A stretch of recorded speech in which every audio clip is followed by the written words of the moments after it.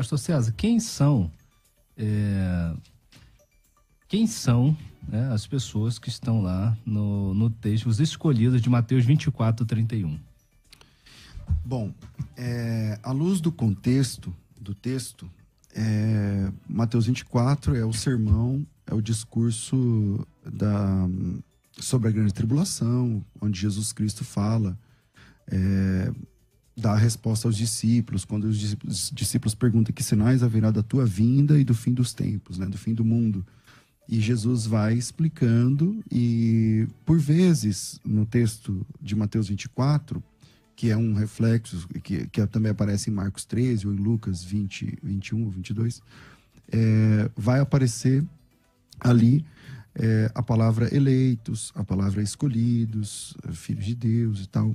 E essa palavra grega, eclectos, é uma palavra que no Novo Testamento ela se refere sempre aos convertidos, aos cristãos, aos seguidores de Jesus Cristo.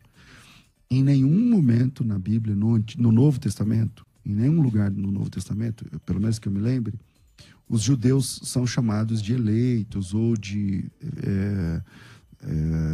aqui escolhidos e tal, né? Muitos são chamados, mas poucos são escolhidos. Os escolhidos são aqueles que servem a Jesus Cristo.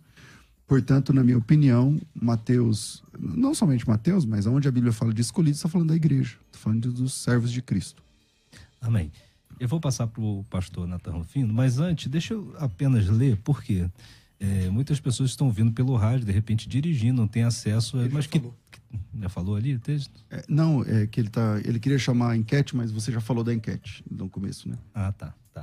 Então, deixa eu só ler o versículo para os irmãos se situarem. Mateus 24:31 diz assim: e ele enviará os seus anjos com som muito forte de trombeta, os quais ajuntarão seus escolhidos desde os quatro ventos, de uma extremidade à outra dos céus. Né? Esse versículo é posterior quando ao aparecimento no céu do sinal do Filho do Homem. Tá bom? Vamos lá, pastor Nathan Rufino. Ótimo. Bom, a palavra escolhidos, eleitos, não importa como foi traduzida aqui nesse trecho de Mateus 24, ela aparece em 3 lugares, né? Versículo 22, 23 e 31. Está dentro de um contexto maior. Eu defendo a ideia de que os eleitos são primeiramente, não exclusivamente, mas primeiramente o povo judeu. O povo judeu fiel, não qualquer povo judeu, porque há textos bíblicos que mostram que nem todos de Israel são de fato israelitas, né? E essa distinção entre aqueles que foram chamados de eleitos e os que não são considerados como eleitos, ela acontece pela primeira vez no Antigo Testamento e ela se repete, inclusive. Tem alguns textos que ao longo do debate a gente vai poder conferir, onde Deus fala claramente que ele distingue entre o povo judeu aqueles que ele chama de eleitos e aquele que ele considera como pecadores, ímpios, por mais que sejam descendentes de Abraão, Isaac e Jacó. Então, na minha opinião, os eleitos aí mencionados são os judeus fiéis, embora a palavra ela também tenha sido usada, emprestada, né, pelos escritores do Novo Testamento para aplicá-la de uma forma muito específica e pontual ao povo cristão, o pessoal da igreja. Mas, originalmente, a expressão ela surge dentro da cultura judaica, da cultura hebraica, com um significado restrito, e depois ela se expande. Então, dependendo do lugar onde você estiver lendo, no meu entendimento, eleitos ou escolhidos pode ser o povo de Israel, pode ser a igreja, ou pode ser os dois. Vai depender do que o texto vai delimitar. Pastor César. Bom, legal. A gente está trabalhando no Novo Testamento, né? A língua é grega. Aonde é esse texto que a palavra eleitos tem a ver com Israel, excetuando Mateus 24, onde eu estou dizendo que é a igreja, eu estou dizendo que é Israel, mas existe algum momento na Bíblia onde Israel é chamado de escolhido?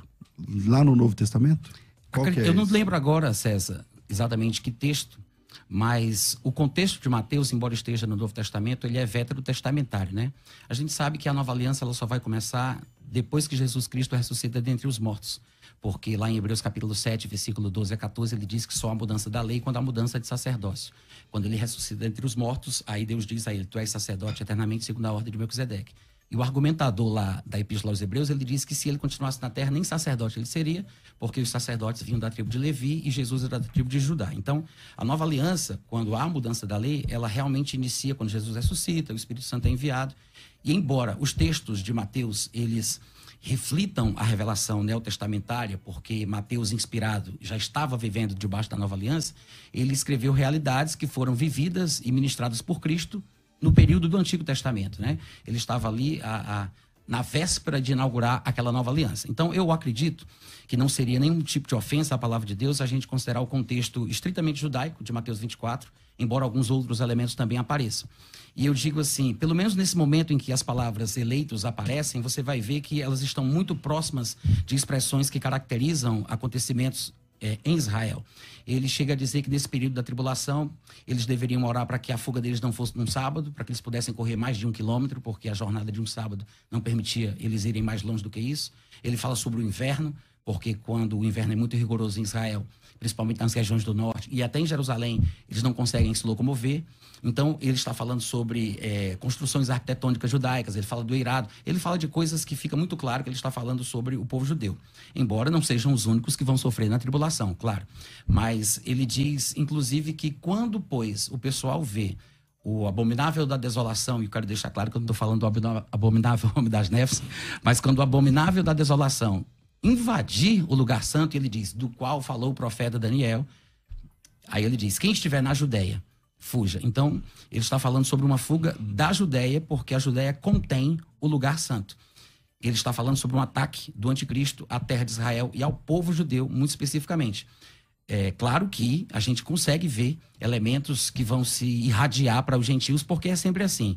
A bênção vem primeiro para o judeu, mas também é para o gentio. A tribulação e a punição vem primeiro para o judeu, mas também vai para o gentio.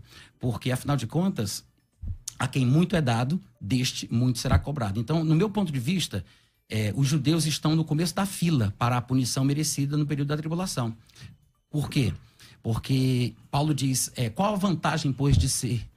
qual a vantagem, pois, de ser judeu, né? De ser judeu.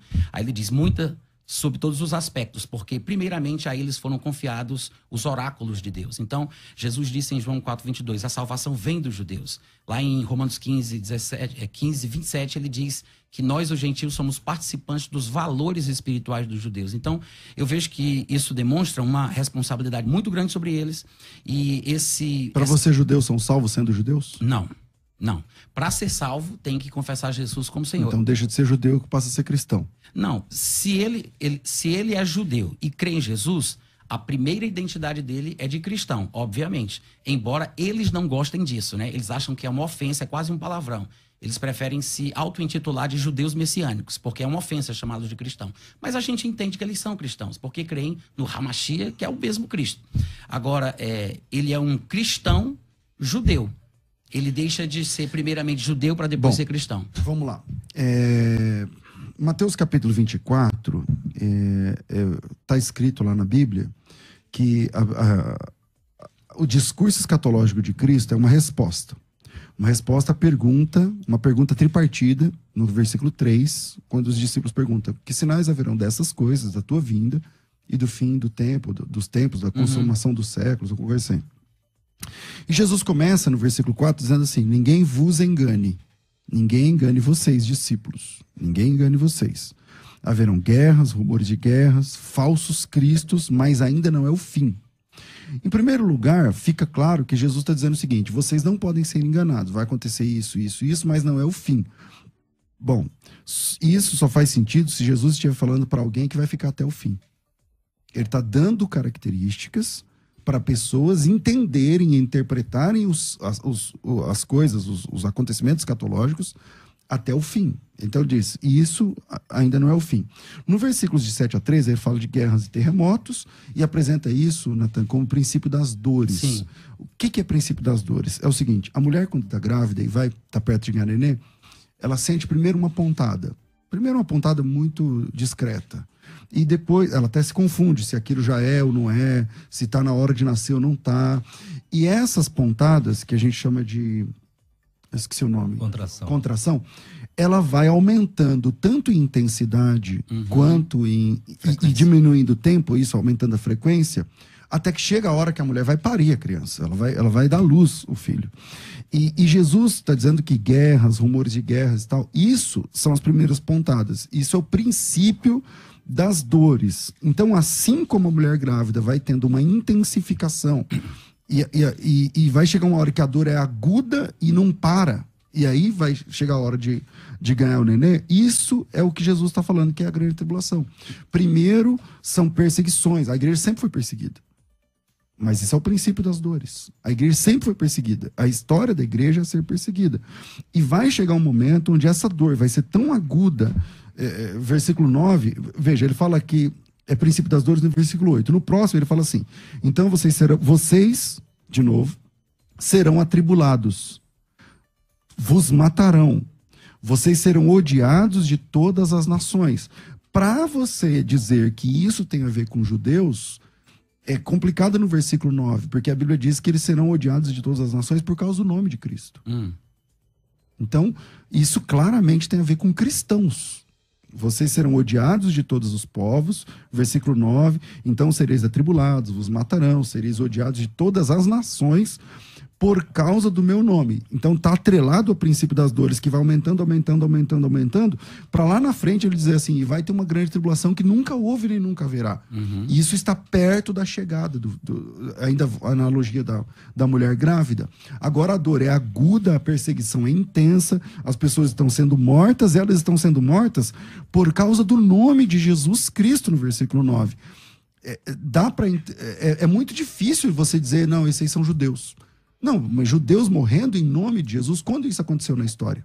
Posso falar? Claro. Então, como você bem falou no começo do nosso debate, você disse que esse mesmo sermão ele está espalhado nos evangelhos, né? A gente vai encontrar os principais capítulos, que são Lucas 21, Marcos 13 e aqui Mateus 24. Mas tem fragmentos dele, como por exemplo Lucas 17, a partir do versículo 20, que Jesus, inclusive, nesse momento, ele vai falar a mesma coisa que ele diz aqui. Estarão dois num campo, um será tomado, outro será deixado. Vai ser como foi no dia de Noé, ele vai falar de Ló. Aqui ele não fala de Ló. Lá em Lucas 17, não é Lucas 21, ele fala. Só que no contexto de Lucas 17, quem faz as perguntas são fariseus, escribas, não são os discípulos. O que isso parece demonstrar é que isso mostra que a plateia, a audiência era maior do que a gente imagina. Ele não falava somente com crentes, mas como um sábio evangelista, ele falava para todos que o ouviam, de uma forma generalizada, e cada um pegaria para si. Agora, outra coisa importante é que eu entendo que essa realmente é a tribulação, concordo 100% com tudo que você falou das figuras das dores de parto. No entanto, eu acredito que isso tem um período específico, pontual na história da humanidade. Não é uma coisa que vai acontecendo de forma cíclica. Também concordo. Ótimo. Então, para mim, é um momento único, específico, que se cumprirá somente no futuro. Também concordo. Mas tem a ver com aqueles que são perseguidos por causa do nome de Jesus. Tá, mas aí é que tá. Em Lucas 21, ele fala exatamente do mesmo contexto e lá ele acrescenta um detalhe interessante. Ele diz, haverá grande ira contra este povo. A relação do nome de Jesus com a perseguição que estes seus ouvintes vão sofrer... Qual é o texto de Lucas? Lucas 21, vamos ter que encontrar o versículo aí. Lucas 21... ira vamos lá. Contra este povo. Tudo bem. Eu acredito que você deve lembrar, né? Assim, de qualquer forma, é interessante observar que parece que ali ele dá um sentido um pouco mais amplo em relação a essa questão da perseguição do nome. Porque, querendo ou não, o nome de Jesus, por ele ser judeu, e a relação que há entre a morte de Jesus praticada pelos seus compatriotas, também pesa muito sobre o povo judeu. E, além disso... Não, peraí, mas aí você quer dizer que quando ele diz que o pessoal vai ser perseguido por causa do nome de Jesus, você está dizendo que são judeus que, porque eles estão sendo perseguidos por causa do nome de Jesus? Se você juntar com o capítulo 21 de Lucas, ele diz que vai haver grande ira contra este povo. No meu ponto de vista, ele está falando sobre a punição futura do povo judeu que foi profetizada em toda a Bíblia, desde Deuteronômio 4:30 até Apocalipse. Ou seja, é como se fosse um eco de uma profecia que fala do juízo derradeiro sobre a humanidade, mas primeiramente sobre o povo judeu. Mas ele está perguntando qual é a relação disso com o nome. Exatamente, porque foram os judeus que mataram Jesus. E o sofrimento dos judeus é sempre por causa da sua obstinação e pela tentativa de estabelecer a sua própria justiça em vez de se submeter àquela que vem de Deus. Lá em 1 Tessalonicenses 2, do versículo 14 ao 16, Paulo ele vai fazer uma lista horrenda contra os seus próprios irmãos segundo a carne. Ele diz que eles mataram Jesus, mataram os profetas, perseguiram os apóstolos. Ele diz no presente, não agradam a Deus, são inimigos de todos os homens e a ira de Deus caiu de forma definitiva sobre eles. Então, deixa eu entender. Você tá defendendo que os escolhidos, eles são judeus que eles estão sendo perseguidos por causa do nome de Jesus, logo são cristãos também, seria isso? Eu acredito que quando eles se converterem durante o período da tribulação... Se tornam cristãos. Claro. Então se sim. tornam igreja. Eu não diria igreja, porque eu acho que o conceito de igreja de Cristo, ele não está associado nem a um período do Antigo Testamento, ou seja, os santos do Antigo Testamento não faziam parte da igreja, e depois que o período da igreja passar, os santos do período da tribulação ou do milênio também não serão chamados de igreja. Se um judeu se converter a Jesus agora, confessar Jesus como Salvador, ele é seu irmão? Claro, sim. Ele é igreja? Enquanto for o período da igreja, sim, nós estamos na era da igreja. Então, claro que quem recebe Jesus hoje faz parte do corpo de Cristo. 1 Coríntios 12:13 diz que a pessoa é batizada no corpo. Mas depois que o corpo não estiver mais presente... Então, ele é salvo como? Ele é salvo fora, parte do corpo? Existe um corpo fora do outro corpo? É. As pessoas vão ser salvas exatamente como foram salvos Abraão, Davi... Que é como? No Antigo Testamento. Pela fé no nome de Jesus, mas ainda não é o período da igreja, ou não vai ser mais o período da igreja. Porque o período da igreja é um período estabelecido, específico. Então tem dois tipos de salvos lá no céu. Eu acho a que igreja... talvez um pouco mais. É. Talvez um pouco mais. Porque os santos do Antigo Testamento são salvos, mas não são necessariamente a igreja de Cristo.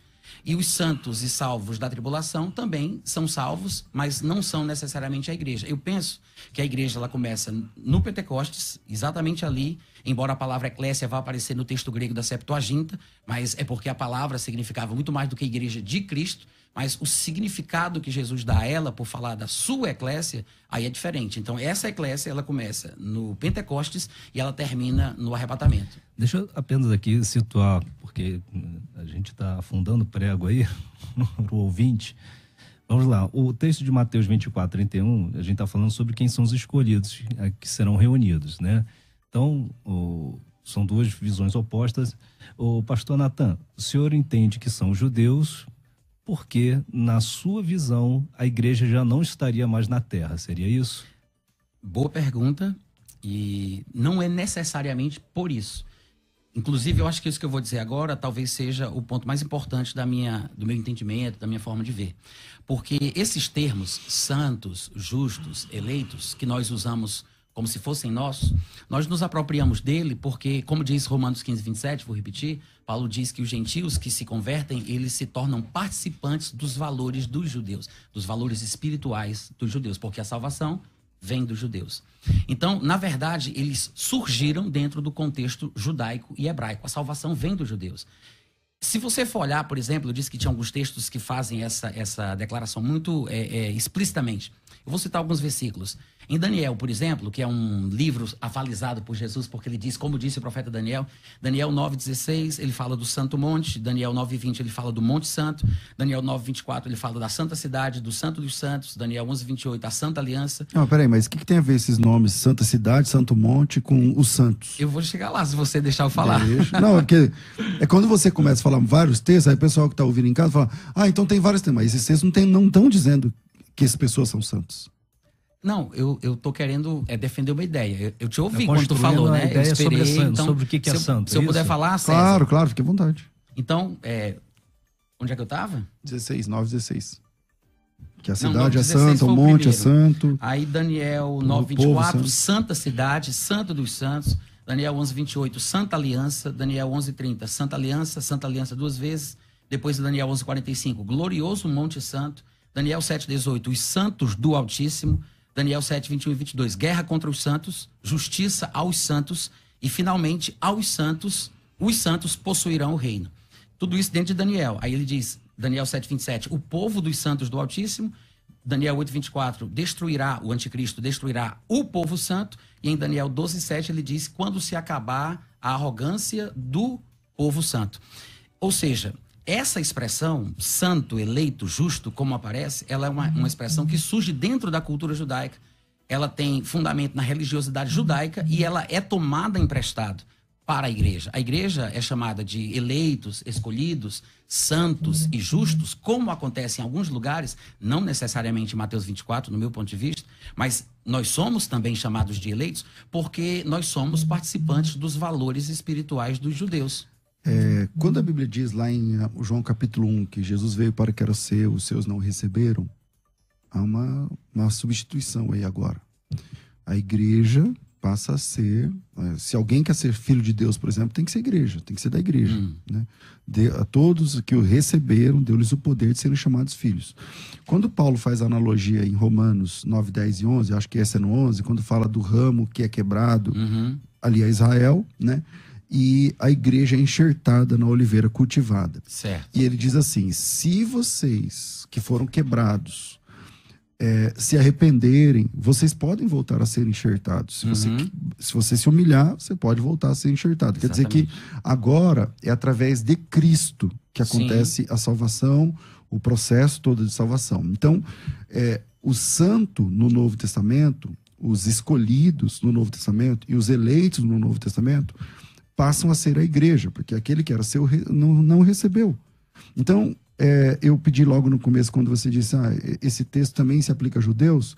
Então, por favor, me mostra um versículo só no Novo Testamento onde judeu é chamado de escolhido. Tem esse texto? Você consideraria que ser chamado de escolhido seria a mesma coisa de ser chamado de povo de Deus? Assim, no seu ponto, sem teologia, mas você acha que é relativamente um sinônimo? Se você pegar o contexto do povo de Deus que você apresentar e ali ele for considerado como povo de Deus, mesmo sendo judeu, ok. Tá. Eu não me lembro eleito, escolhido ao povo judeu. Então, mas eu me lembro... Deixa eu só terminar a minha fala. E aí é o seguinte, já te passando, você citou dentro dos textos que você citou de Daniel, você falou várias coisas como santo, né? Essa repetição, a cidade, né? Não sei o quê, tudo Santo. mais. Sempre santo. Mas você citou Daniel 7, versículo... 5, talvez? Versículo 18. Dizendo que os santos do Altíssimo receberão o reino para todo sempre. Quem são os santos do Altíssimo, lá em Daniel, que receberão o reino para todo sempre? Apenas os judeus? Não, apenas não. Porque, na verdade, o objetivo Então, quem de são? Deus... o objetivo de Deus, no meu ponto de vista, é fazer com que, por meio dos judeus, através dos judeus, todo o mundo seja salvo. Porque foi para isso que ele escolheu Abraão. Então, quem são os santos que receberão o reino? Deixa eu falar também. O Sandro está monopolizando aí o microfone. Então, veja o que ele diz. Perdi o raciocínio. O que é que eu estava dizendo? Quem são os santos que ele está perguntando? O que é que eu estava dizendo? Tô falando que começa pelo judeu, que é um desenvolvimento. Sim, Deus escolheu Abraão e ele disse, em ti serão abençoados todos os povos da terra. Então, o que eu entendo é que, em primeiro lugar, primeiramente, essa designação de santos, justos, eleitos que a gente está debatendo aí, é uma designação tipicamente judaica. Claro que a gente, vou repetir, como diz Paulo em Romanos 15, 27, nos tornamos participantes dos valores espirituais dos judeus, também somos chamados, mas nós pegamos os termos de forma emprestada, também somos chamados de justos, de santos e de eleitos.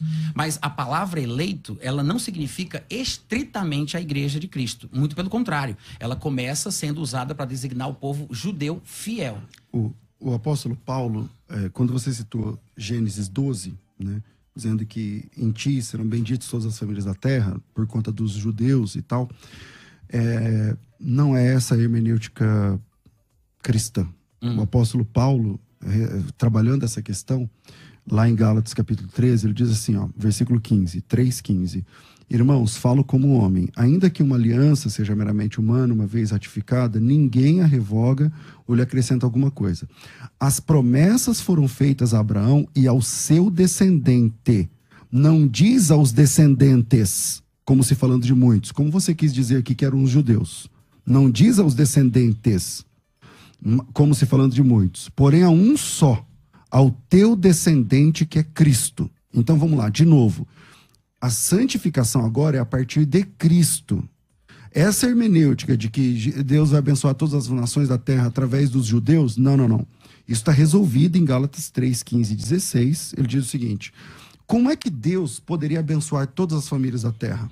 Através dos judeus. Não é através dos judeus. É através de um judeu chamado Jesus Cristo. Através de Cristo, todas as famílias, todos os seres humanos desse planeta poderão ser abençoados. Como? Através da graça, é o sacrifício de Cristo. Então, volta novamente a essa questão. A gente está falando de judeus por conta da aliança com Abraão, ou a gente está falando daqueles que são abençoados por conta do sacrifício vicário substitutivo de Jesus Cristo? Então, parece que dá a entender que os santos que herdarão o reino, que você citou lá em Daniel 7,18, porque o Daniel tinha tido a visão, não vou, como você diz, monopolizar, mas ele diz assim, Versículo 15. Quanto a mim, Daniel, meu espírito foi armado dentro de mim, as visões da minha cabeça me perturbaram, não sei o que lá. E eu cheguei perto de onde que estavam perto de mim. 22. E assim ele me disse, me fez saber a interpretação dessas coisas. Quer dizer, o Daniel teve a visão onde os santos eram perseguidos. E aí ele fala assim, quem são esses santos? E o anjo que estava revelando para Daniel disse, os santos do Altíssimo receberão o reino e possuirão para todo sempre. Parece que isso é uma profecia da igreja que vai receber o reino para todo sempre. Na verdade, a razão de eu ter lido tantos versículos de Daniel, quando ele fala sobre uma aliança santa, um monte santo, um templo santo, uma terra santa e um povo santo, é para demonstrar que não é à toa que ele fala de questões israelitas e judaicas. Nós somos participantes dos valores espirituais dos judeus.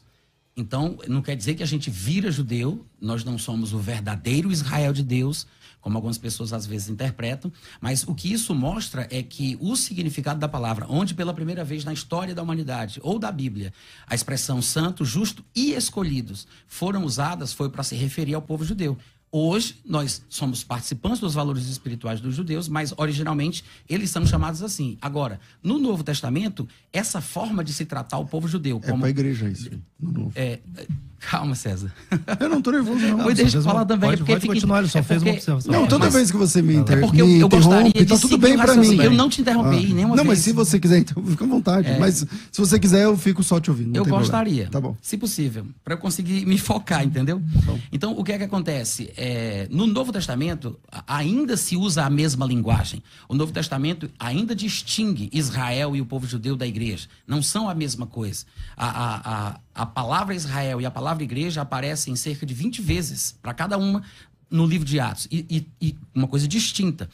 E o que acontece é o seguinte, quando a gente vai ver, por exemplo, em relação à expressão escolhidos, que para mim tem muito a ver com o sentido de santos, de justos e etc. Mas quando a gente vai ver o sentido da palavra escolhidos, no Antigo Testamento, você vai ver que é sempre um contexto de Deus dizendo, olha, vocês vão ser espalhados por toda a terra, vocês vão ser punidos. Isso é uma coisa que se repete muito no Antigo Testamento. Mas aí ele fala, mas eu vou trazer vocês de volta, eu vou recolher vocês das nações, eu vou perdoar vocês, vocês vão ser salvos. Mas ele sempre fala que vai ter uma punição antes. Vai ser o tempo de angústia para Jacó. É uma referência aos descendentes de Jacó falando do povo israelita. Por exemplo, em Isaías capítulo 43, versículo 10, ele diz assim... Isso é Deus falando com o povo judeu. Vós sois as minhas testemunhas, diz o Senhor. O meu servo, a quem eu escolhi, o meu eleito, para que saibais e me creais e entendais que sou eu mesmo e que antes de mim Deus nenhum se formou e depois de mim não haverá outro. No 43, ainda, versículo 20, ele diz, os animais do campo me glorificarão, os chacais e os filhotes de avestruzes, porque porei águas no deserto e rios do ermo, para dar de beber ao meu povo, ao meu eleito, ao meu escolhido. E quando chega em Isaías 65, do 7 ao 16, depois vocês podem conferir, ele vai falar sobre os dois grupos dentro da nação judaica. A uns ele diz que punirá e a outros ele diz que preservará.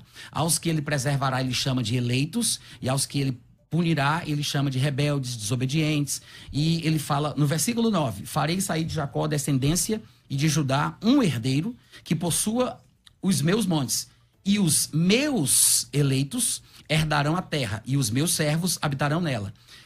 Sarão servirá de campo de pasto de ovelhas e o vale de Acor, de lugar de repouso de gado, para o meu povo que me buscar. Falando dos eleitos, dos escolhidos dentro de uma nação maior, a nação judaica. Mas a vós outros, os que se apartais do Senhor, os que vos esqueceis do meu santo monte, aquele mesmo santo monte que Daniel fala, que é o monte do templo, o Monte Horebe. Porque tem uma aliança santa, um templo santo, um monte santo, um povo santo, a terra santa. Aí ele fala de coisas ruins destinadas a ele. Aí depois ele faz uma dobradinha. No versículo 13 ele diz, pelo que assim diz o Senhor, eis que os meus servos comerão, mas vós, desobedientes de Israel, não comerão. Os meus servos beberão, mas vós, desobedientes, não beberão. E ele vai fazer esse jogo e depois ele fala, deixareis o vosso nome aos meus eleitos por maldição.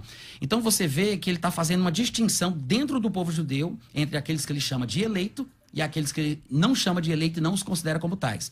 Citando a alegoria que... Tá bom, perfeito. Deixa eu só chamar um break, daqui a pouquinho a gente volta. Antes de retornar com os debatedores, eu tenho a participação aqui dos ouvintes, né? Ó, tem aqui o Denis Rodrigo dizendo... Agora, como Jesus vai declarar alguém seu se a sua pessoa nega que ele é filho de Deus? Né? Essa é a pergunta que ele deixou aqui, o Denis Rodrigo. O Rivani Santos está dizendo: a igreja é salva através do sangue de Jesus. Judeus serão salvos como então?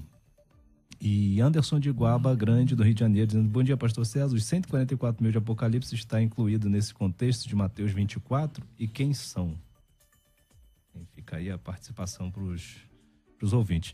Bem, o pastor Nathan Rufino estava fazendo uma explanação sobre quem são os eleitos, né? Que essa é a grande questão. Uhum. E a gente tinha feito uma pergunta para eles, então, porque em Mateus 24 está falando do período daqui da tribulação, final, quando os escolhidos seriam recolhidos, né? Então, na interpretação do pastor Nathan, são os judeus, né? E temos falado sobre isso, mas aí volta a minha pergunta, que eu até tinha te feito.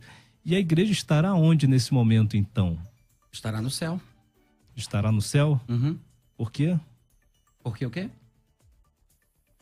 Então, vamos lá. Nessa passagem 31, os eleitos são os judeus. E a igreja estará onde? Fiéis, né? Os judeus crentes, a igreja estará no céu. Tá, porque teria sido arrebatada antes do início da tribulação. Mas, como o assunto não é esse, eu vou voltar aqui para a questão dos eleitos e lembrando que quando o termo surge na história da Bíblia, na história do mundo, ele surge dentro da cultura judaica como uma referência ao povo judeu. E eu acabei de citar essa passagem de Isaías, onde o próprio Deus ele distingue entre o povo de Israel quem ele considera como eleito e quem ele não considera, dentre os judeus. Ou seja, não é que eleitos sejam todos os judeus de forma indiscriminada. Ele está distinguindo ali a quem ele chama de eleitos. Embora a expressão vá ser usada de forma emprestada pela igreja, a gente tem que considerar o contexto onde ela aparece. E Jesus, na sua última semana de vida, ao entrar em Jerusalém, ele disse o seguinte, versículo 34 de Mateus 23, ele diz: por isso eis que vos envio profetas, sábios e escribas, a uns matareis e crucificareis, a outros açoitareis nas vossas sinagogas e perseguireis de cidade em cidade, para que sobre vós recaia todo sangue justo derramado sobre a terra, desde o sangue de Abel até o sangue de Zacarias, filho de Baraquias, a quem matastes entre o santuário e o altar. Em verdade vos digo que todas estas coisas hão de vir sobre esta geração. E a palavra geração aqui, a gente sabe que ela tem pelo menos 3 significados. Pode significar os contemporâneos, os descendentes de um progenitor, né? Vós sois geração de Abraão, e pode significar raça, povo, etnia. Eu acredito que ele está falando sobre os cumprimentos das profecias que previam uma punição ao povo judeu. Ou seja, os judeus não passariam antes que tudo se cumprisse em relação a eles. Aí ele continua: Jerusalém, Jerusalém, o emblema religioso do povo judeu. Deixa eu só passar um pouquinho, porque você já está... Antes do intervalo você ficou falando, a gente voltou contigo e o pastor César conseguiu contra-argumentar um pouco. Ainda. Não, mas se ele quiser, pode... Eu não quero cortar a ideia dele. Se você quiser continuar então aí... Jerusalém, Jerusalém, que matas os profetas e apedrejas os que te foram enviados. Quantas vezes quis eu reunir os teus filhos? Olha a citação. Quantas vezes eu quis reunir os teus filhos? Que é uma coisa que se repete ao longo dos profetas. Como a galinha junta os seus pintinhos debaixo das asas, e vós não quisestes. Eis que a vossa casa vos ficará deserta. Declaro-vos, pois, que desde agora em diante não mais me vereis, até que venhais a dizer: bendito o que vem em nome do Senhor. Que inclusive isso vai ser repetido por Pedro lá naquele discurso dele em Atos 3, falando que eles se convertam. Ou seja, me parece que ele está simplesmente ecoando as mesmas coisas dos textos do Antigo Testamento, que previam uma futura punição ao povo judeu, mas dentre o povo judeu, aqueles que se convertessem, aqueles que se arrependessem, seriam considerados como eleitos e seriam reunidos por Jesus no momento certo. Bom, primeiro, obrigado. O lamento de Jesus sobre Jerusalém, ele é muito claro, né? Jerusalém, Jerusalém que mata os profetas, te apedrejos que são enviados. Eu quis juntar vocês, ele está falando realmente a judeus, eu concordo com o Nathan, com o pastor Nathan. Ele está falando realmente a judeus, e Jesus disse: eu quis juntá-los. Isso é muito parecido com o discurso de João 1, veio para que era seu, os seus não receberam, não quiseram. E a sequência que é interessante. E por causa disso, a casa de vocês vai ficar deserta. E eu declaro que desde agora já não me vereis, até que venham a dizer: bendito aquele que vem em nome do Senhor. Ou seja, o acordo de Deus com os hebreus, ele acaba ele se rompe e agora é com a igreja. Eu acho Então, que não. Agora você que vai me interromper? Desculpa. Cara, você falou uns 10 minutos, eu não falei nada. E quando eu fui dar uma coisa, você falou tá um certo, monte. certo. Então... Continue. Então vamos lá. Então, o acordo, conforme tanto as 70 semanas de Daniel, 70 semanas estão determinadas sobre o teu povo e sua santidade para fazer isso, aquilo. Isso é um acordo de Deus com os judeus. Aqui, Jesus está dizendo, eu quis fazer isso por vocês, mas vocês não quiseram. E como vocês não quiseram, que é o próximo versículo, né? Como vocês não quiseram, a casa de vocês vai ficar deserta e vocês não vão me ver mais. Então, só dá para eles verem Jesus novamente, ou se relacionarem com Jesus novamente, confessando que Jesus é o Salvador. E se a partir do momento que ele confessa que Jesus é o Salvador, eles são igreja. Eles são igreja. Quando um judeu se converte, ele é meu irmão em Cristo, ele é a igreja de Cristo. Se Jesus voltar agora, os judeus convertidos subirão no arrebatamento da igreja. Por quê? Porque é igreja. O problema é criar dois tipos de povos de Deus diferentes. A Bíblia diz que de ambos os povos, pastor Natan, Deus fez um só. Mateus 24:9, o contexto do texto. Sereis atribulados por causa do meu nome. Você já viu o judeu sendo perseguido por causa do nome de Cristo? Alguma vez na história? Você em sabe algum que eu concordo momento? com você em tudo que você está dizendo, né? Que bom. Porque não tem saída. Não, porque como o meu um ponto de judeu. vista é outro. Então, como um judeu vai ser perseguido pelo nome de Cristo? Nunca isso aconteceu. E se acontecer, ele está sendo perseguido como igreja e não por defender o judaísmo. Tem mais. Judeus sendo perseguidos por causa do nome de Jesus não tem sentido. Mateus 24:13 diz que aquele que perseverar até o fim será salvo. Até o fim. Mateus 24:15, a grande tribulação fala num tom de aviso. Ele está dizendo, presta atenção, que isso, fiquem espertos com isso, aquilo. Esse tom de aviso só faz sentido com quem fica até o fim. Senão não faz sentido. Se a igreja foi arrebatada antes, por que Jesus está dizendo, olha, vai vir falsos cristos? Eles não vão ver. Por que ele está dizendo, vai um tempo de angústia como nunca houve? Eles não vão estar lá. E por que Jesus está dizendo, fiquem espertos com isso, sendo que a igreja não vai estar? Mateus 24:21 vai dizer que vai ter uma grande tribulação como nunca houve e como nunca haverá no mundo. Isso tem a ver só com os judeus? No versículo 22, onde a palavra escolhidos aparece, eclectos, diz que os escolhidos estarão atravessando a grande tribulação com todas as letras. E que será dolorosa, e que se não fosse abreviados até ninguém salvaria, mas por causa dos escolhidos. Você está entendendo? Versículo 24 diz que haverão falsos cristos que enganarão inclusive os escolhidos. Como Israel pode ser escolhido, pode ser enganado por um falso Cristo se eles nem creem em Cristo? Na verdade é mais difícil enganar a igreja. No entanto, o que eu estou querendo dizer é porque você falou coisas que, na verdade, eu defendo. Eu não estou dizendo o contrário do que você disse. Mas o meu ponto aqui é tentar demonstrar que, quando a palavra eleitos aparece na Bíblia, ela pode ter significados diferentes. Então, só que o que a gente está falando aqui... Perdão, não, agora deixa eu falar também, né? Não, só um minuto, porque o povo não pode entender. Na verdade, a grande discordância aqui é o seguinte... É que quando você defende que são judeus, isso implica em uma série de outras questões que acabam não sendo resolvidas. Não é só a palavra escolhido, o que significa a palavra escolhido na Bíblia, mas dentro desse contexto. Então, como eu estava dizendo, a palavra escolhidos ela vai aparecer em diversos contextos diferentes. E dependendo do contexto, é que a gente tem que saber do que a palavra está falando. Porque, inclusive no Novo Testamento, os judeus são tratados como povo de Deus, mesmo em estado de ignorância, de rebeldia e de incredulidade. Como, por exemplo, lá em Romanos 10, Romanos 11, quando Paulo diz que deles são as alianças, deles descende o Cristo, a eles pertence a glória. Ele está falando de um Israel em pecado e desobediente, mas ele atribui a eles a glória, a aliança e tudo mais.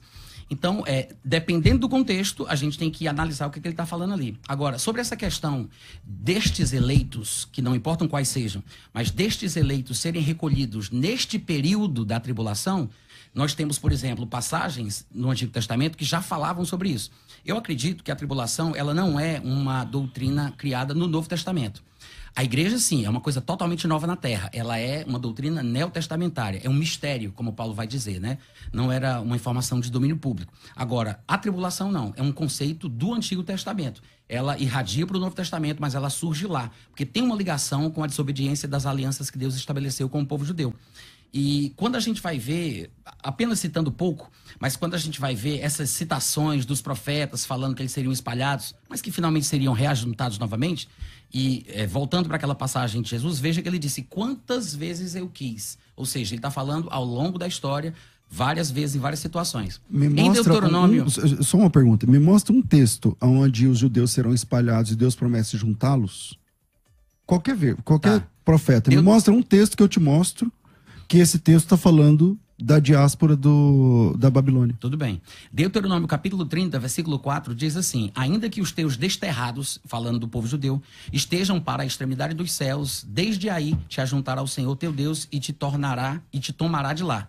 Depois pula para Isaías 43, versículos 5 ao 7, e ele diz, não temas, pois, porque sou contigo. Trarei a tua descendência desde o oriente, te ajuntarei desde o ocidente, direi ao norte entrega, ao sul não retenhas. Trazei meus filhos de longe e minhas filhas das extremidades da terra. A todos os que são chamados pelo meu nome e os que criei para a minha glória e que formei e os fiz. Aí depois, Isaías, meus dois últimos textos.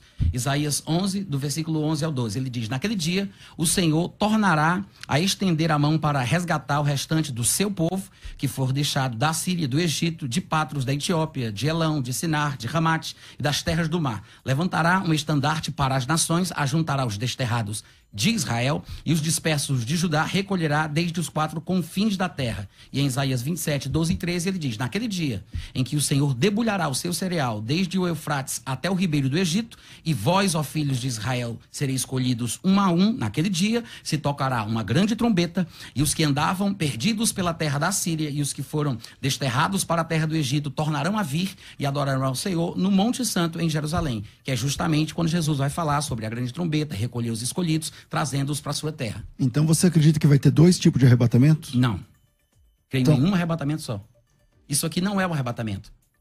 Então, calma aí, vamos lá. Mateus 24 e 31, que é o tema do nosso debate, diz assim, e ele enviará, deixa eu ver aqui, perdi aqui o texto. Ele enviará os seus anjos com som muito forte de trombeta, os quais ajuntarão seus escolhidos desde os 4 ventos, de uma a outra extremidade dos céus. Tá. Vai juntar todos os judeus de forma sobrenatural. Não todos. Tocando uma trombeta. Os escolhidos. Então, mas quem são os escolhidos, então? Os fiéis, os judeus fiéis. E, claro, se gentios aderirem à fé judaica de que Jesus é o Cristo, eles também estarão no pacote. Mas a fé judaica não crê que Jesus é o Cristo. Na verdade, nunca é a fé judaica, né? Porque nós somos devedores aos judeus. A primeira igreja cristã do mundo foi formada toda por judeus. Depois ela foi alcançando os gentios. Então vamos lá. Gálatas 3, 28 e 29 diz assim, ó. Nisto não há judeu nem grego. Não há servo nem livre. Não há macho nem fêmea. Nem homem nem mulher, isso. Porque todos vós sois um em Cristo Jesus. E se sois de Cristo, sois descendência de Abraão e herdeiros conforme a promessa. Amém. Romanos capítulo 2, versículo 28 e 29 diz assim, porque não é judeu o que é exteriormente. Apenas nem exteriormente. Apenas. Não é quem é. É que eu estou citando o texto. Eu estou citando o texto bíblico. Nessa versão não tem a palavra apenas. Então vamos lá. Porque não é judeu o que é exteriormente. Nem é circuncisão o que é exteriormente na carne, mas judeu é que no interior, e circuncisão é no coração, no espírito, não na letra, cujo louvor não provém dos homens, mas de Deus. Colossenses capítulo 3, versículo 12 diz assim, revesti-vos, pois, como eleitos de Deus, santos e amados nas entranhas da misericórdia, da benignidade, tal. Veja, a Bíblia, ela tem um discurso neotestamentário onde eleitos não cabem a judeus. No primeiro minuto do debate, na minha primeira fala, eu falei, apresenta um versículo, porque aí resolve tudo. Onde judeu no Novo Testamento é chamado de eleito. Não tem esse versículo, mas tem a tentativa de dizer, não, escolhido aqui, que sempre é a igreja, escolhido sempre é a igreja, sempre. No Novo Testamento é um padrão, onde a palavra eclectos, ou eleitos, ou escolhidos, tem a ver com aqueles salvos em Cristo Jesus. Nós somos devedores da cultura judaica. O que o apóstolo Paulo diz sobre isso? Ele diz que a cultura judaica, da qual você está dizendo que nós somos devedores, ele considera como esterco. Não é bem isso, né? Não é, eu posso ler o texto, sem problema algum. Mas eu acho que você conhece o texto. Eu conheço os dois.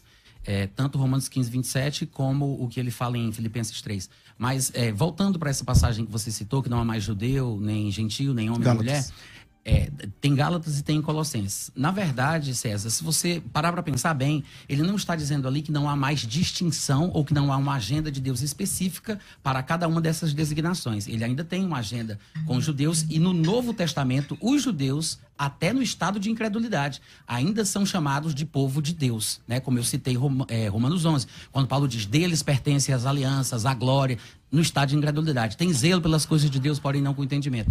Aí, essa passagem, quando ele diz não há judeu nem gentil, o que ele quer dizer, na verdade, é que Deus não faz acepção de pessoas, que Deus justifica pela fé o judeu e o gentil. Mas é claro que há uma distinção, porque se não houvesse, ele não poderia estar dizendo que não há diferença entre o homem e a mulher, porque está no mesmo versículo.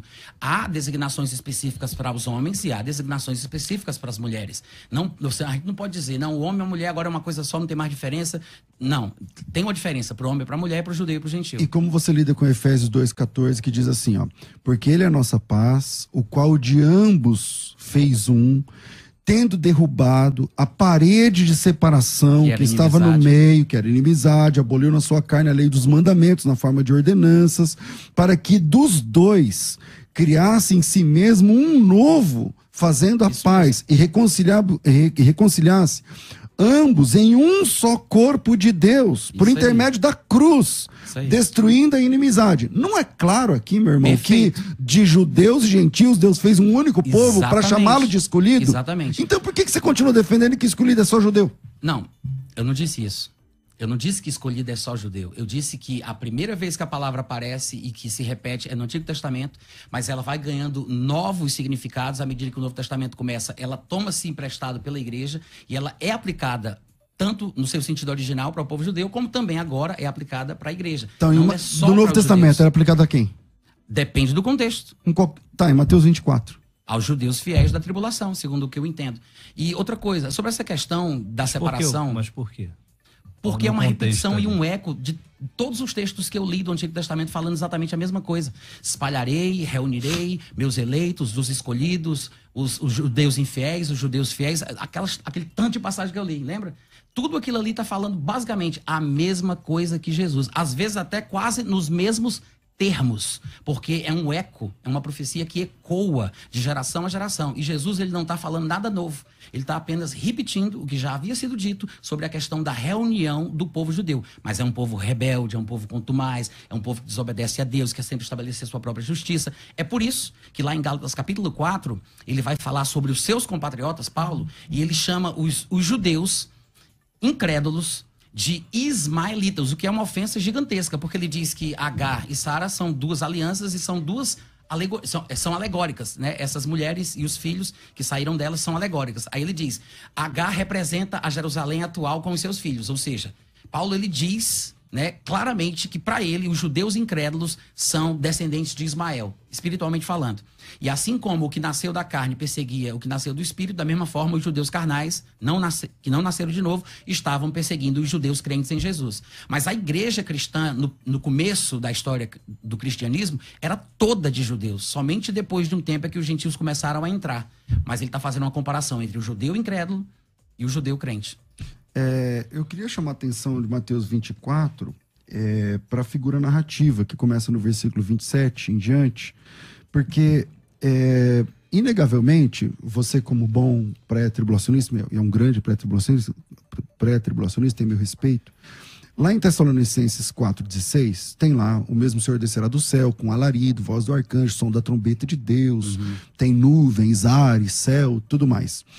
Essa mesma figura narrativa também aparece em Mateus capítulo 24. Não é lógico entendermos que está se tratando do mesmo texto? Veja, versículo 29. Logo, depois da tribulação daqueles dias, sol escurecerá, lua não dará sua claridade, estrelas caindo no firmamento, poderes do céu serão abalados, aparecerá no céu o sinal do Filho do Homem, os povos da terra se lamentarão, virão o Filho do Homem vindo nas nuvens do céu com poder e grande glória, ele enviará os seus anjos com clangor de trombeta, que reunirão os seus escolhidos. Não é óbvio que essa figura narrativa descrita em Mateus 24, 29 a 31, se trata da mesma de Tessalonicenses, afinal tem a nuvem, os ares, o céu, os anjos, a trombeta, o sol escurecendo. Então, não é óbvio que é a mesma coisa? Eu entendo perfeitamente a confusão, eu entendo. E eu sei que as pessoas fazem essa associação. Eu gosto de brincar dizendo assim, que esse tipo de raciocínio, às vezes, César, se parece com uma história que eu sempre conto. Eu encontrei um amigo meu que eu não via há muito tempo e ele me contou que o tio Marcos dele tem 2 filhas gêmeas. Eu vou para o centro da cidade e eu encontro uma irmã, uma moça que tem uma irmã gêmea. Aí eu concluo, essa menina com certeza é a filha do Marcos. Ou seja, eu concluo não necessariamente pelos fatos, mas pelo que parece ser.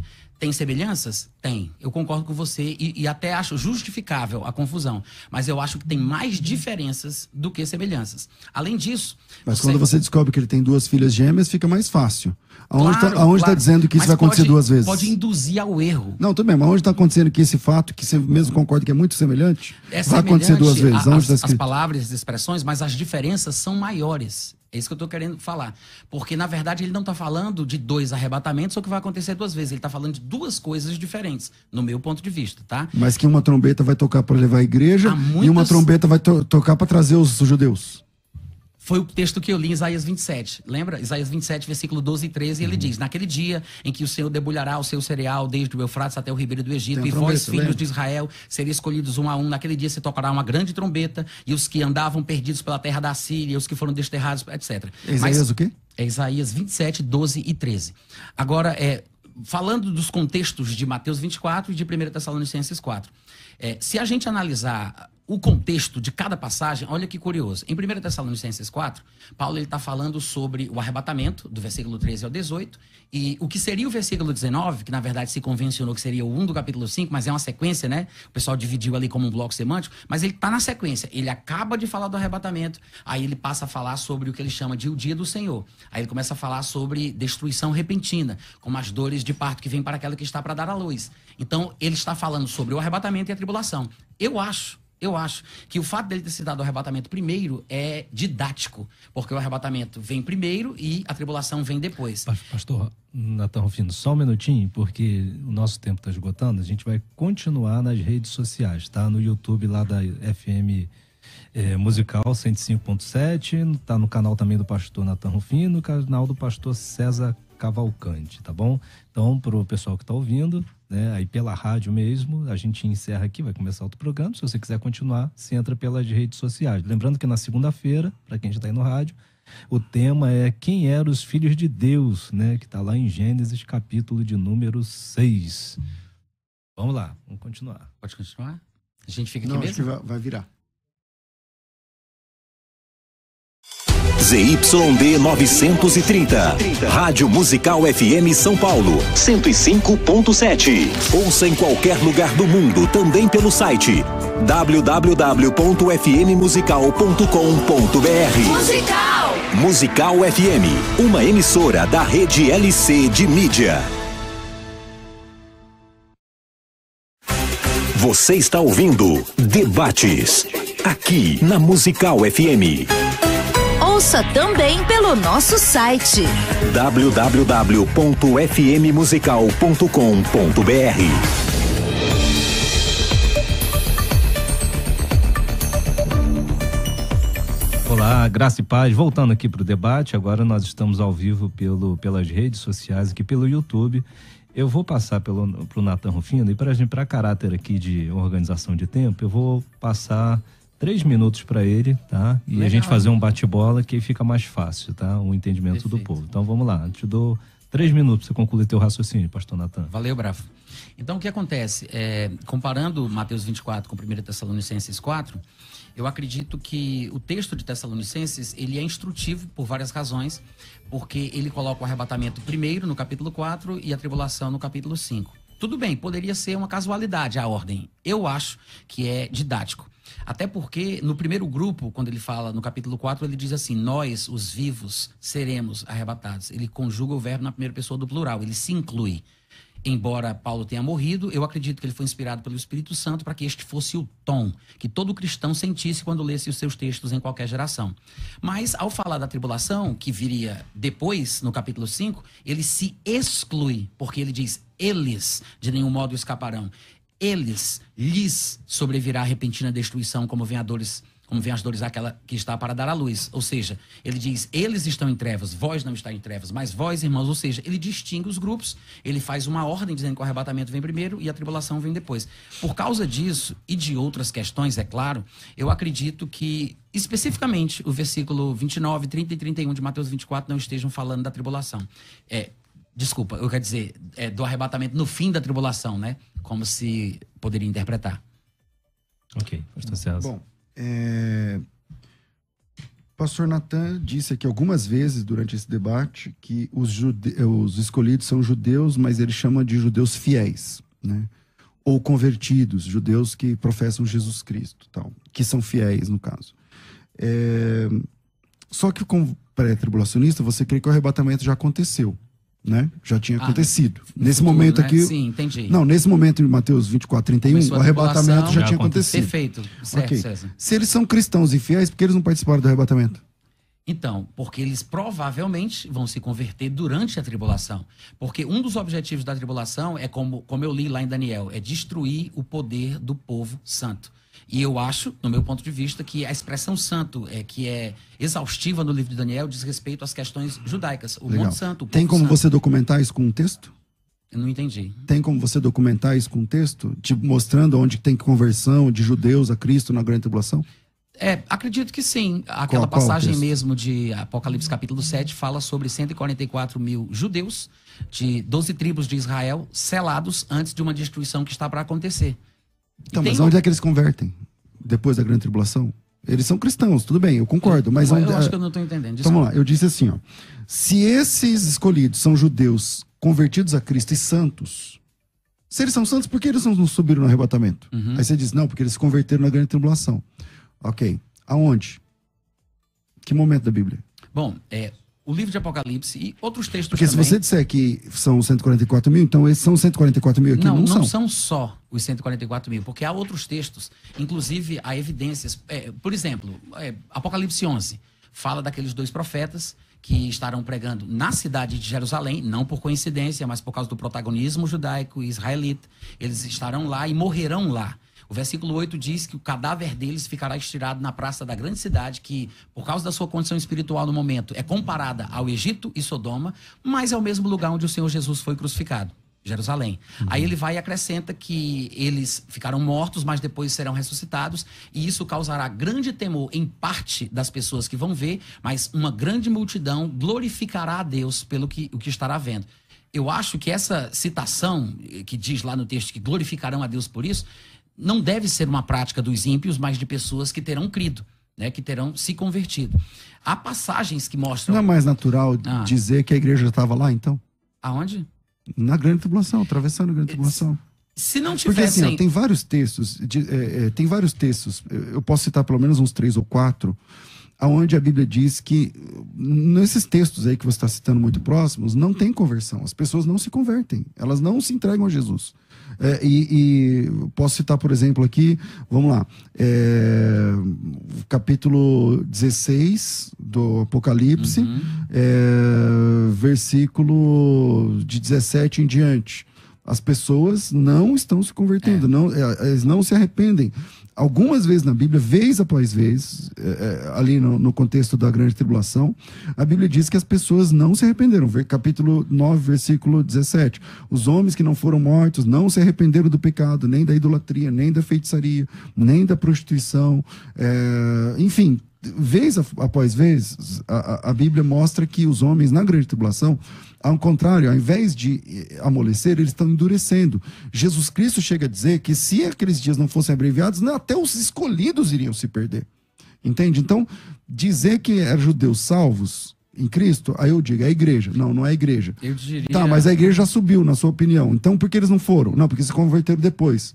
Ah, legal, mostra. Não tem... Aí lá em Apocalipse capítulo 7, tem a grande multidão que ninguém podia contar, vindo de todas as nações e tribos. Não, Primeiro capítulo 7. 144 mil, aí depois a multidão. Que Mas eu estou me referindo aqui na grande multidão. Vindo de todas as tribos, povos, línguas e nações. Essas pessoas são mártires da grande tribulação.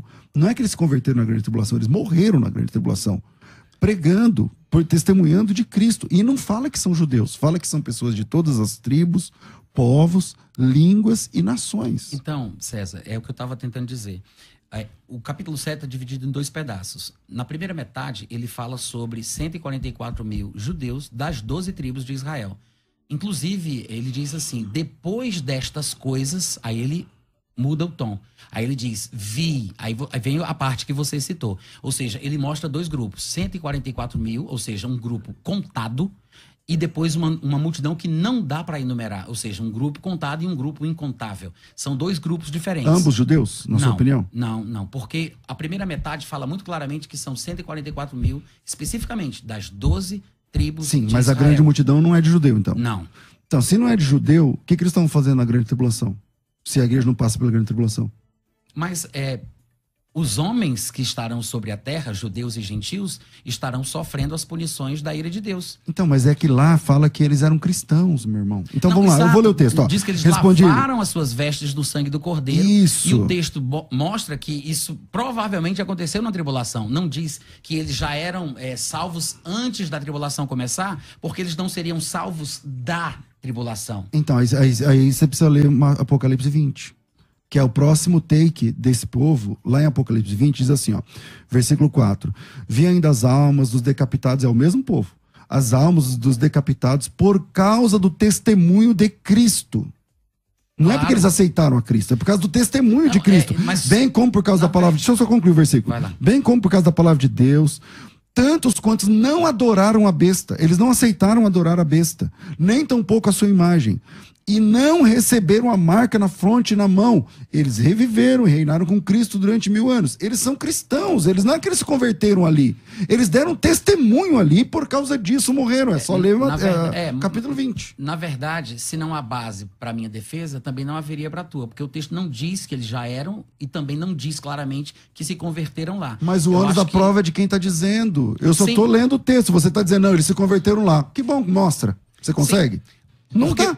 Sim, porque o texto, o texto ele faz uma distinção entre judeus e gentios. Você mesmo falou aqui durante o debate o seguinte... Qual texto? Calma, faz distinção entre judeu e gentil. Eu quero entender se você está falando de Mateus Mateus ou de Apocalipse. Não, esse que a gente está nele agora. Apocalipse 7? Ele faz essa distinção entre judeus e gentios. A primeira metade é 140. Concordo. Das tribos de Israel, então fica claro. Aí depois destas coisas, pessoas de várias nações. Ou seja, essa própria narrativa que distingue judeus e gentios já demonstra, como você deve concordar comigo, que não é a época da igreja. Porque você falou que a característica da igreja é que não há distinção entre judeus e gentios. Porque são todos um só povo. Então tem que ser um período diferente. Outra coisa, o texto também diz que eles são salvos que vieram da tribulação.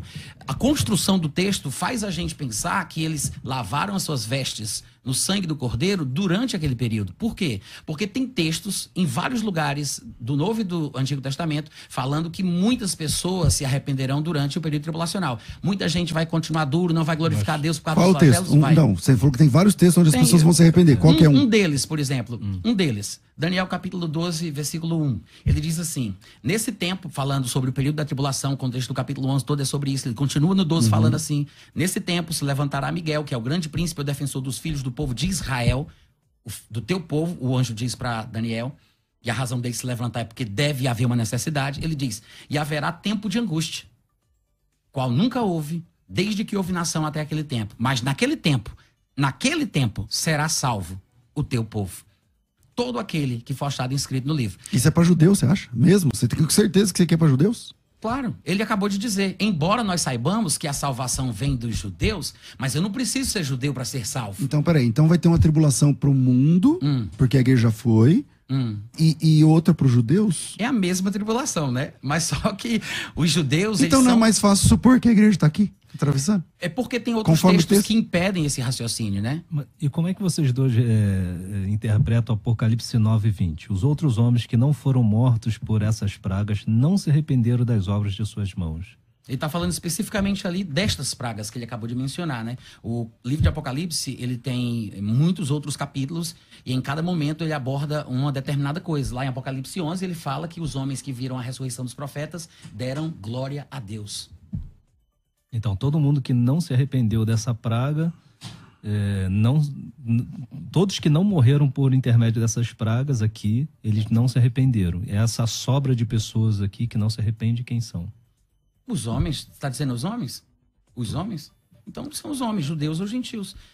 O texto, se ele não é claro, não tem como a gente tentar dizer o que ele não diz. Agora, no capítulo seguinte, fala dos homens glorificando a Deus quando vem a ressurreição dos profetas. No capítulo 11, que é o próximo capítulo. Bom, em Apocalipse, eu disse agora há pouco, né, que volta e meia a Bíblia fala que os homens não se arrependem. O capítulo 16, por exemplo, versículo 8 e 9, a taça derramada sobre o sol e tal.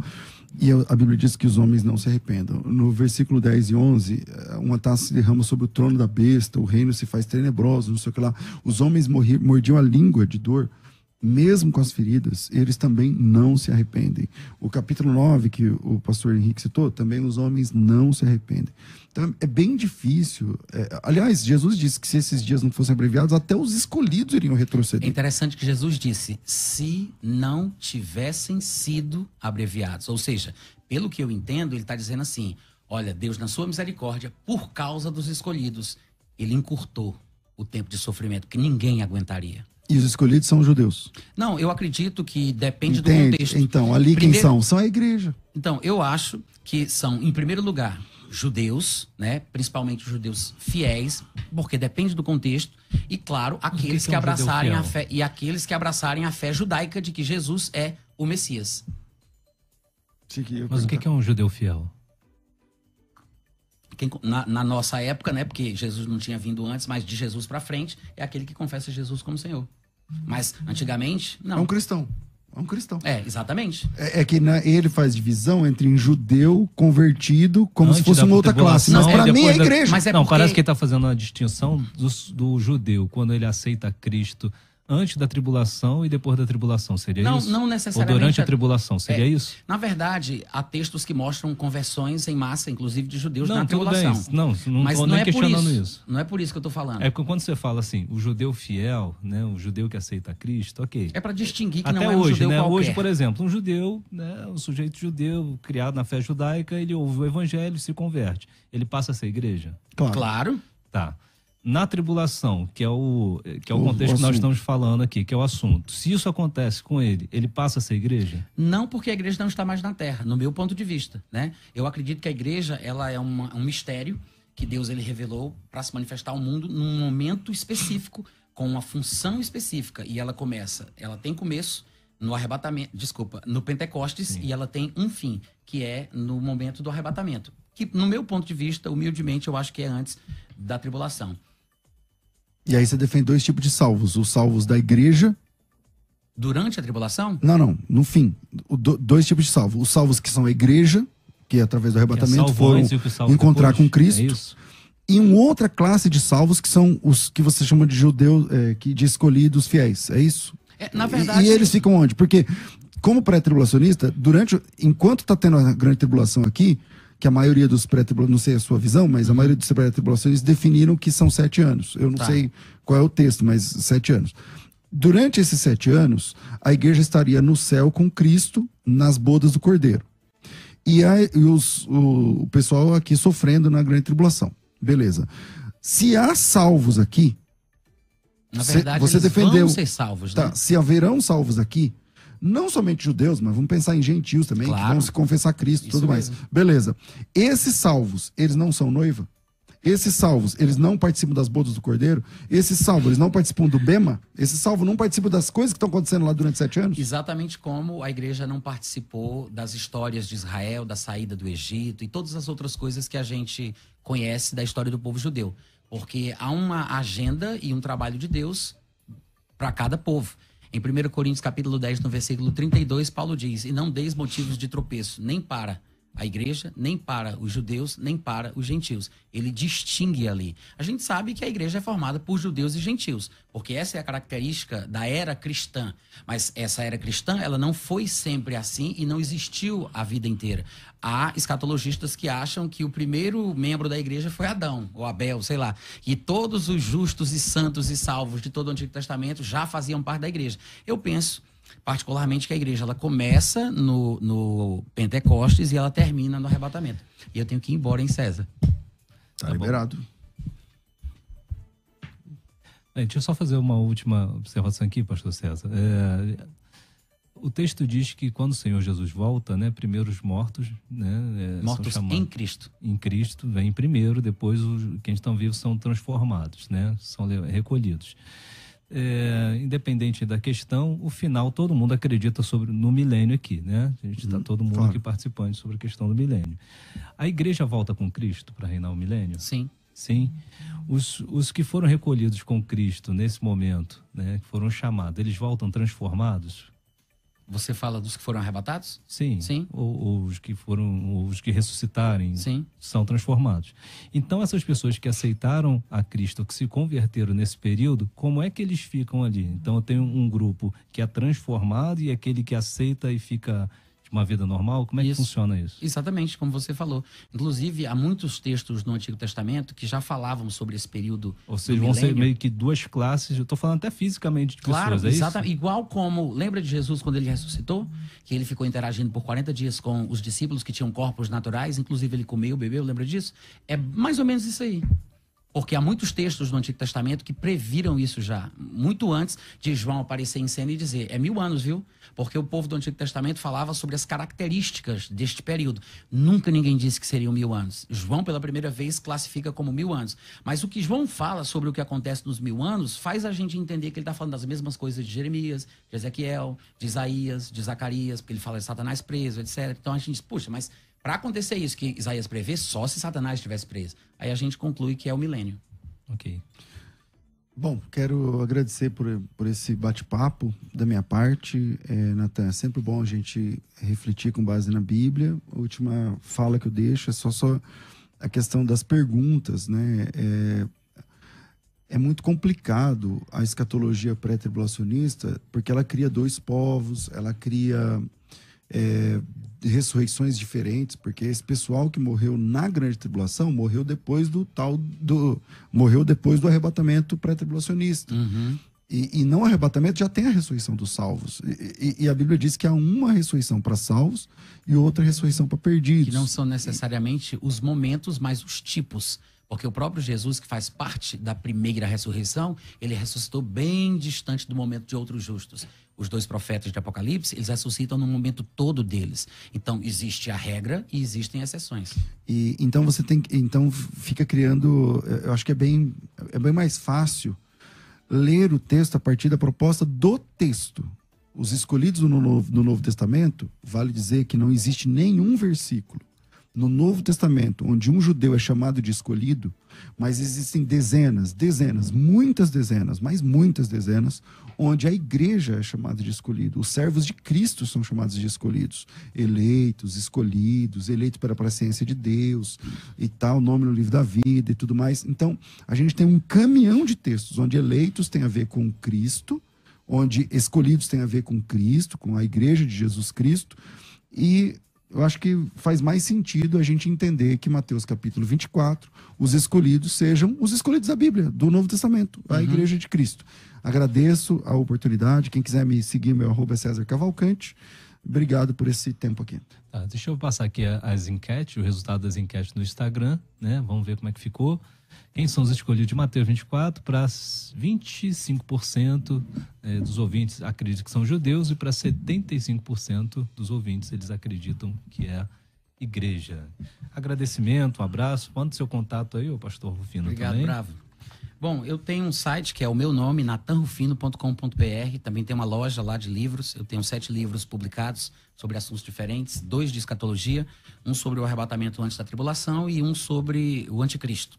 E agradeço aqui pelo convite, pela oportunidade. Gostei muito, vocês foram bem respeitosos. Foi muito bom. E se fosse sempre assim, seria maravilhoso.